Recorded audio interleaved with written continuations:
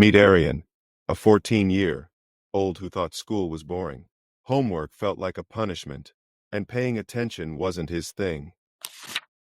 One day, the teacher asked him a question. Aryan stumbled, not knowing the answer at all.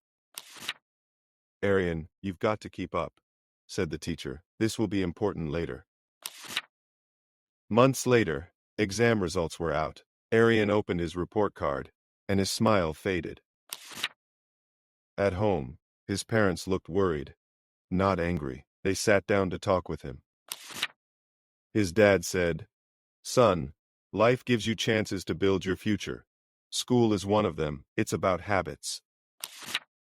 That night, Aryan had a dream. He saw himself years later, tired and stuck in a tiring job. Older Aryan whispered, "I had chances, if only I paid attention." Young Aryan watched, filled with regret. He woke up with a start. "That can't be my future," he thought, determined. The next day, everything changed. Aryan raised his hand in class and started taking notes. Days passed. He asked questions, stayed after school for help, and even helped a friend with homework.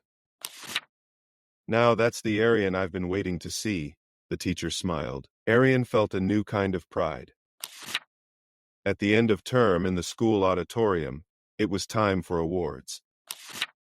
Guess who won? Most improved student, Aryan. His classmates cheered. And in the audience, his parents' eyes shone with pride. Paying attention didn't just change his grades, it changed him. Your future is being written every day, in every class, with every small effort. What story will you write for yourself? Come back here for more Lead Your Future related contents.